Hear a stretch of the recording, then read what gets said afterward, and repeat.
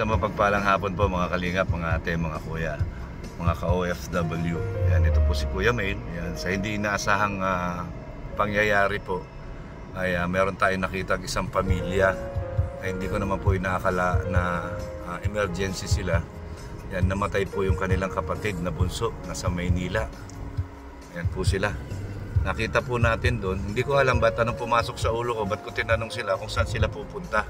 Kasi palabas ako, galing po ako kay Rodelyn. Nagbigay tayo ng tulong kay Rodelyn. So sabi ko, sige palabas ako, sabay na kayo. Yun pala, papunta silang Maynila. Sabi ko, saan terminal kayo? Sa Dait daw. Hindi, sabi ko, sa Dait ko na kayo ihahatid. Total, ganun din naman. So ayan po sila, ayan mga kalingap. Namatayan po sila ng kapatid. Pupunta sila ng Taytay Rizal, Taytay Angono Rizal. Tama no? Sa Taytay. So 7 years nilang hindi nakita, tapos ang sanhi ng pagkamatay and depression, nagbikti po sa sarili dahil siguro sa matinding problema, hindi nakayanan, nagbikti.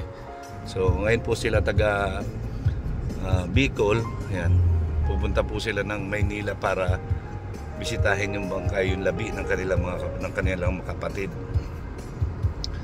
So ayan, ate, yan, kwento mo nga ate, ano nangyari?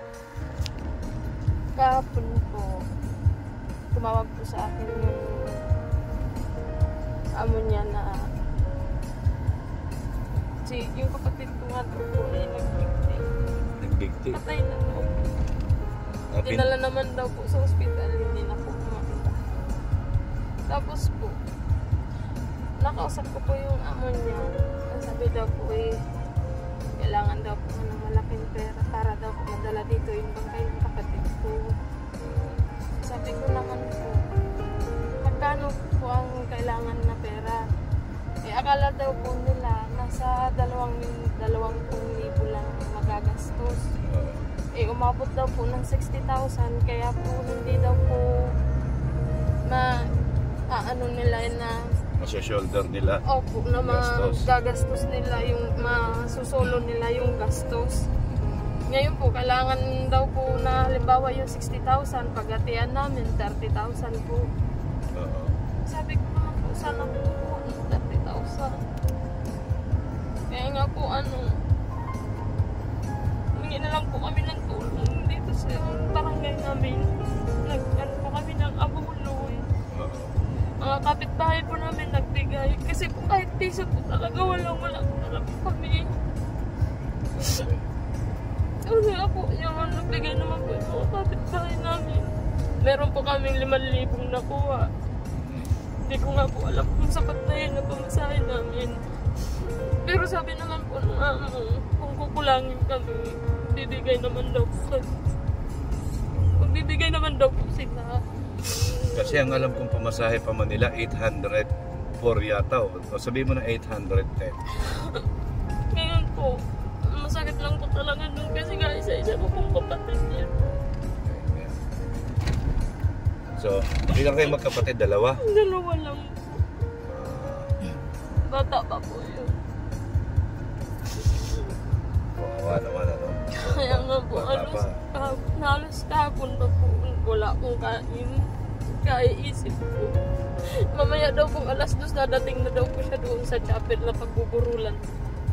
Kaya nga po, kahit masakit po, kahit malayo, doon na lang namin siya ipapalibing. Kisa naman po, magastos kami ng napakalagang pera, saan po kami kukuha. Tama. So, ibig ko sabihin wala siyang bahay na tinitirahan doon. Sa amo niya lang po. So nakikitira lang din siya. Opo, doon po sa amo niya. Paano yung paglilibingan sa kanya? Siyempre, bibilihin pa yon. Yun nga po ang problema namin kung paano na po pagdating doon. Sana naman tulungan kayo ng boss niya, no? Opo, tutulong naman daw po sila. Okay na daw po yung kapatid ko doon. Sana makagawa ng paraan yung boss niya.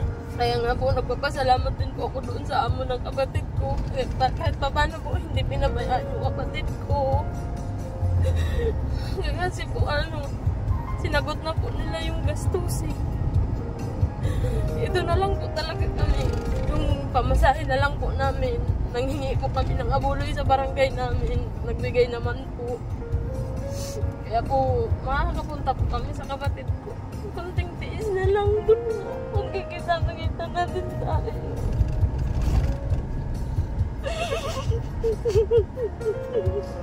Magkikita-kita mo. Kahit hindi niya na kami makita ni Mama. Kasi ang tagal-tagal mo namin hindi nakasama yun. Ang tagal po. Kaya po, maraming salamat po, sir. Kasi po, tinulungan mo po kami na makapunta po doon sa sa terminal. Salamat din po. Magpasalamat kayo sa Panginoon kasi Maraming salamat po, Lord. Kahit pa paano po, hindi niya kami pinabayaan. Sa nagabayan niya, kapatid po, kami po. kasi itinuro kayo sa akin ng Panginoon. Kasi pauwi na ako eh. Pwede naman ako lumagpas, pero bakit ako huminto sa inyo? Dahil gusto ng Panginoon, ginamit niya akong instrumento para kahit paano makatulong ako sa inyo. Opo. Salamat, sir. Salamat po sa Panginoon. Napakabait po talaga ng buhay na Panginoon. Amen. Salamat po. Salamat na marami po, sir. Yan po mga kalingap. Napapaluha din ako ay kaya lang nagmamaneho ako. Yan, so balikan ko po kayo mamaya pag nandun na kami sa terminal. Po mga kalingap, nandito na po kami ngayon sa Superlines. Ayan, ayan si Nanay. Ayan. Ayan. Bakit sila nagsusuka? Nahihilo? Saan? Sa aircon? Ayan, ngayon po si Nanay. Ano po? Ayan, si tita ni nung bata. First time. Ay, mas lalo na sa bus. Baka masuka kayo na masuka. Dapat may baon na kayong sandubag. O yan, yan. So yan po, pupunta po sila ng Maynila para sa kapatid ni, ano pangalan mo? Emily Boho. Ha? Emily Boho. Emily Boho? Yan. Ikaw, Nay? Yan, mama niya po. Yan. So, kita nyo, kasi si Nanay, PWD, pero biyahe pa rin. Layo po nun na, kasi may kamag-anak ko dyan sa Angono, Rizal. So, ayan po sila. Papahinga lang muna dahil nagsususuka. Tingnan nyo. Ayan. So, ayan. So, muli nakikiramay ako sa pamilya ninyo, no? Maraming salamat, sir. Hinatid mo po kami dito kahit nandun lang po kami sa tabing kalsada. Nakita niyo po kami. Ayan. Tinulungan niyo po kami dito. Maraming salamat, sir. Hindi lang yan, kahit konti, kahit paano tutulong pa ako sa inyo. So ito Emily, galing kay Kuya Mail. Ayan. Tanggapin mo, pandagdag sa pamasahe ninyo. Ayan. Kahit paano po, tulong na po. Salamat po talaga. Ayan, sana maging kalmado lang kayo pagdating doon. Ayan, ang importante ay dasal, sa dasal.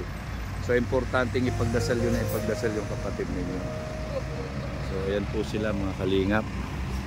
Yan, nakita po natin doon sa San Pascual, wala na silang masakyan, mabuti na lang po napadaan tayo. Yan, isang pamilya po sila. Ayan, sana po ay magkaroon ng malaking tulong makatulong tayo ng malaki sa kanila. Meron yata ako ditong ha? Malaking tulong po ito sa amin. Yan, Saka po sa paghatid niyo po dito sa amin. Maraming salamat po. Walang anuman at basta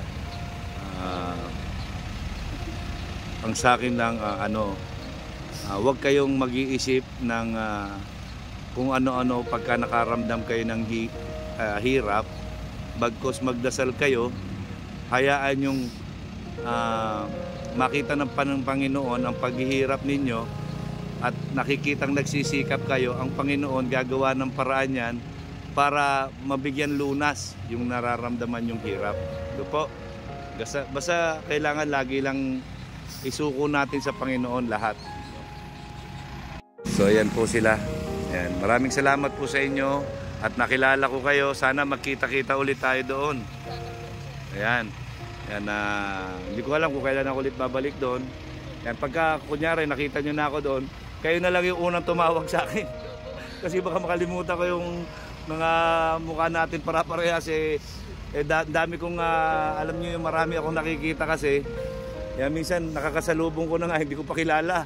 Pero kilala ko pala. Pupunta po kayo ng San Pascual, yung napupuntok na yun ang bahay niya.